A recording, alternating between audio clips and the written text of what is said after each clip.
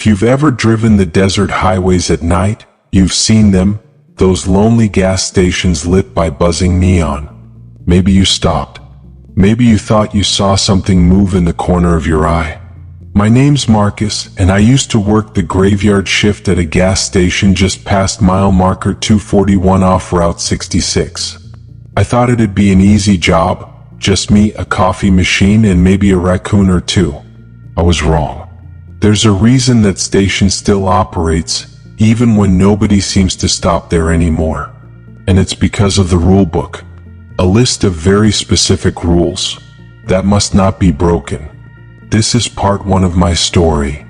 I was 25, broke and fresh out of options when I took the job. I just left Flagstaff after losing a bar gig and burning through my last savings. Found an old flyer pinned up outside a diner restroom.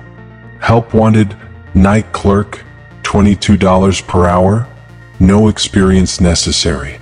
Apply in person. Route 66, 11 miles past Hillridge Junction. Ask for Joe. The pay was decent.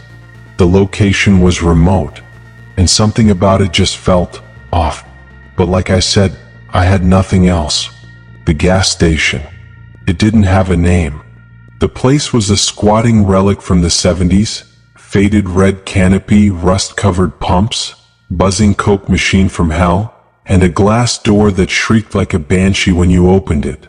There were no nearby towns, no neighborhoods, no cell service, just desert. Inside, a few shelves of dusty snacks, an ancient register, a coffee machine that sounded like it had emphysema, and a wall of cigarette cartons. And behind the counter was Joe. Scruffy, eyes like pale marbles. He didn't smile when I walked in. I introduced myself, told him I was there about the job. Joe squinted. You sure? That was his first question. Not, what's your name? Not, got experience? Just, you sure? I nodded.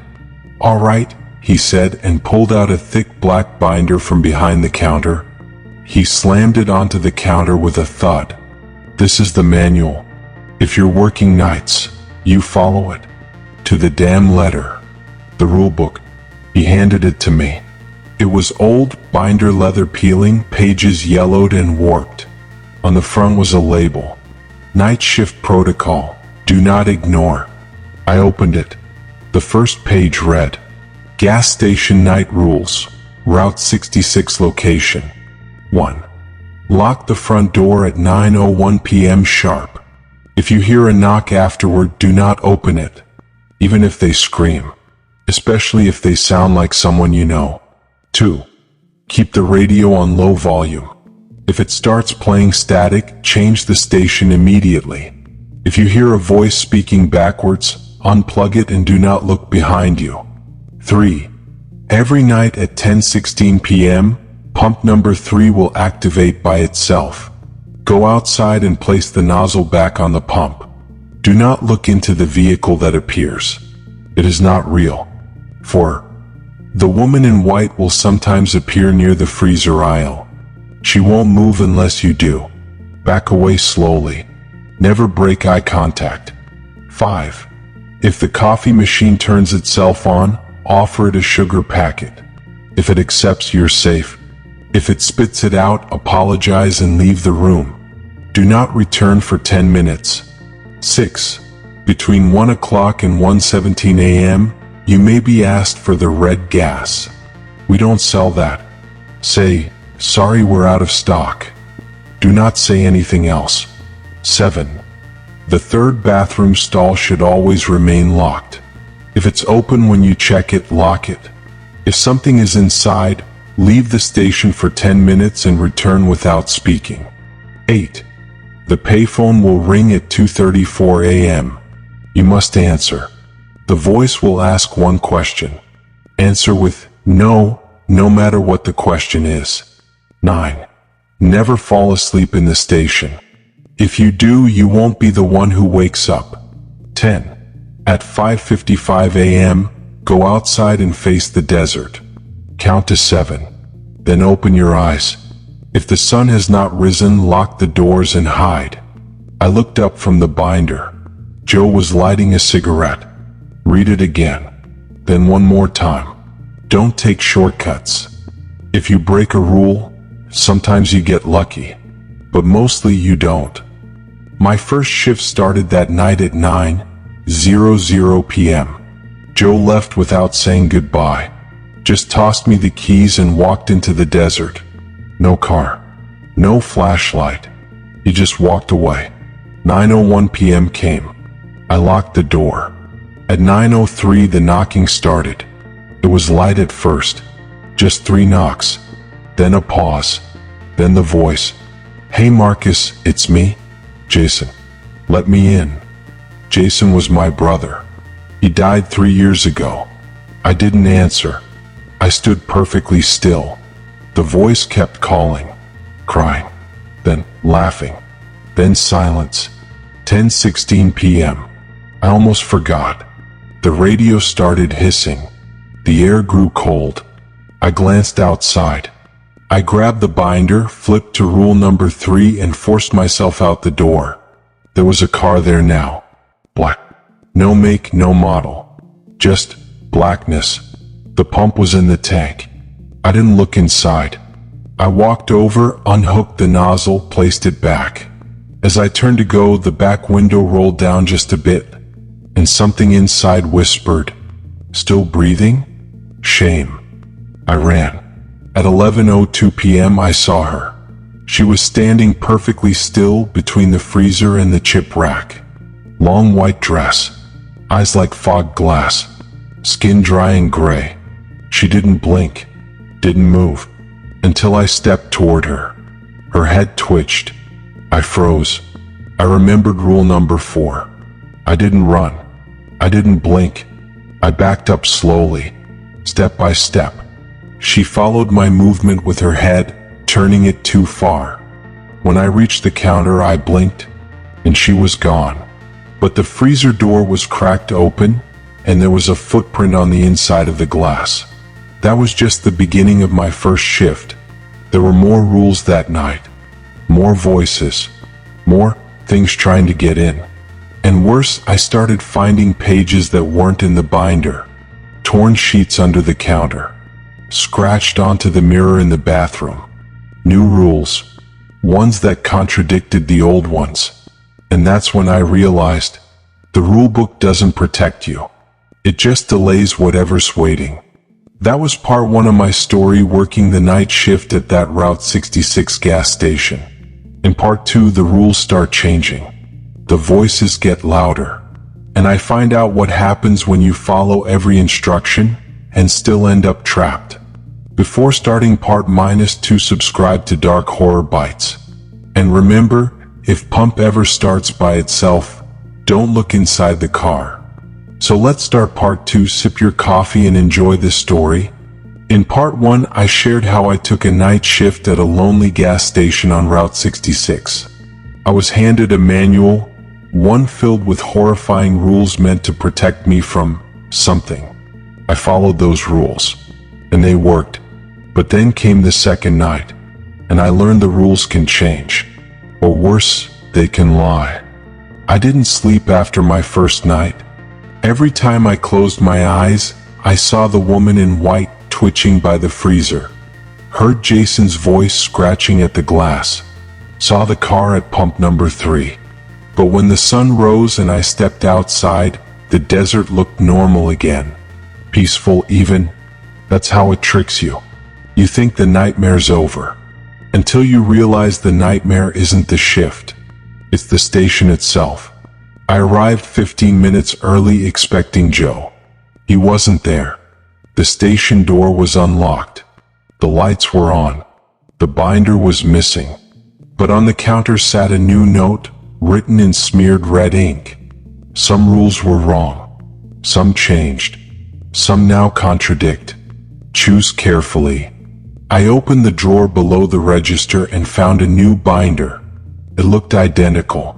But the rule list inside? It was different. Updated rules, night 2nd. 1. Lock the front door at 9:01 p.m. If there's no knock by 9:04, unlock the door. Something worse is already inside. 2. The radio may play static or whispers. Do not unplug it. Let it play until 10 p.m. Then smash it. 3. Pump number 3 will still activate at 10:16 p.m. If the car's license plate is visible, run. Hide in the cooler. Wait until 10:33 p.m. 4. The woman in white no longer freezes when watched. Do not engage her. Do not blink. Evacuate the station if she speaks. 5. If the coffee machine demands sugar, give it. If it asks for creamer, run. That means it's not the machine. 6. The third stall is now sealed for your protection. If it opens by itself, you're already dead. 7. Do not answer the payphone at 2:34 a.m. tonight. Let it ring. Let it stop. Do not even look at it. 8. If the gumball machine spins by itself, leave a coin. Do not eat the gum. It's not for you. 9. At exactly 3:03 a.m., you must write your full name on the back of this manual. In black ink. Not doing so will void your identity. 10. If the sun rises red, call Joe. Immediately. He'll know what to do. I read the new rules 4 times. Each page pulsed like it was breathing. And in the back of my mind I wondered, how many people worked here before me? And how many got the wrong version? 9:01 p.m. I locked the front door. At 9:04 p.m. no knock came. I hesitated, then unlocked it like the new rule said. The store was quiet. Too quiet. I turned on the monitor screen for the security cams. There was a figure standing in aisle 2. But the store looked empty. I walked toward the aisle slowly, heart pounding. Nothing. But when I looked at the mirror angled above the chip rack, I saw something standing behind me. Not a reflection. A shape without light. I turned. Empty. But now, the chips were spelled out on the floor. Pump number 3 returns. 10:16 p.m. Right on schedule. The pump clicked. The car appeared. Black again. But this time I could see the plate. Except, there were no letters. No numbers. Just teeth. The license plate was a row of yellowing human teeth, fused together and chattering softly. I ran to the cooler. Slammed the door shut. The cooler's window fogged from the outside. A voice whispered on the other side. The last guy blinked. I waited until 10:33. When I opened the door, the car was gone. But in its place, a single human tooth, still wet, sitting on the mat inside the store. 2:34 a.m. Rang. The old payphone mounted on the wall buzzed to life. Even though the rules said not to answer, I hovered near it. The ringing stopped, then started again. Louder. Then again. Angrier. Then a second phone rang from inside the men's bathroom. There was no phone in there. I backed away. Fast. The ringing followed me. Then a new line appeared on the counter's rulebook, written by itself in thick red ink. You picked the wrong set. The woman in white returns. 3:17 a.m. She was waiting at the register. Face like a cracked porcelain doll. Mouth open too wide. Eyes melting slowly into her cheeks. She raised one hand. And spoke. You shouldn't be here. Every hair on my body froze. The rule said, if she speaks, evacuate. I ran. I didn't look back. I ran straight into the desert night. My flashlight flickered, and for a second, I saw dozens of them in the sand. Pale women, in white, all watching, all smiling. By the time I came back to the store, it was 5:55 a.m. The sky was no longer black. It was bleeding, red, like a wound across the horizon. The gas station buzzed violently, and the glass door had a face pressed against it. Mine. It was me on the other side, banging, screaming silently. I grabbed the store phone, dialed the number scribbled on the last rule. Call Joe. Immediately, he answered on the first ring.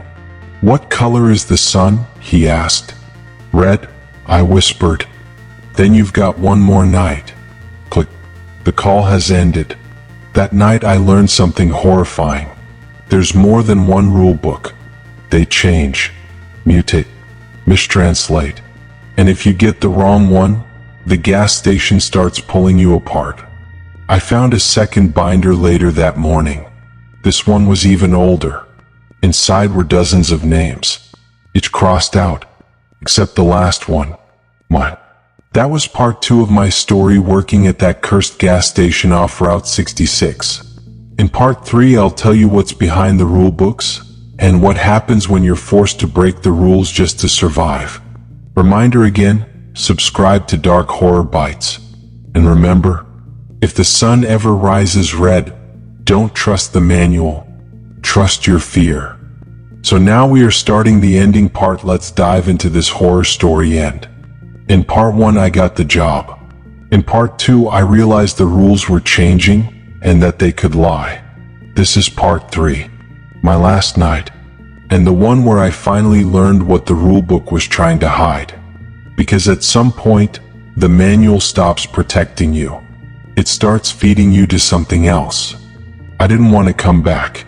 After the second night, the melting sun, the mirror version of myself, and the voice that said, "You picked the wrong set," I was ready to vanish. But I couldn't. My name was in the final binder. Crossed out names, line after line. Then mine. The only one still alive. Something had chosen me. And I had the feeling that if I didn't show up on the third night, it would come looking. So I returned to the gas station on Route 66 one last time, and found a new note waiting. The final rulebook. It wasn't a binder this time. It was a mirror propped up on the counter. On the glass, written in black ash, "Final shift, no rules, only consequences." Underneath it, a small, bloody paperclip holding a photo. The photo was of me, smiling, eyes closed, in a casket. Today's date was written on the back.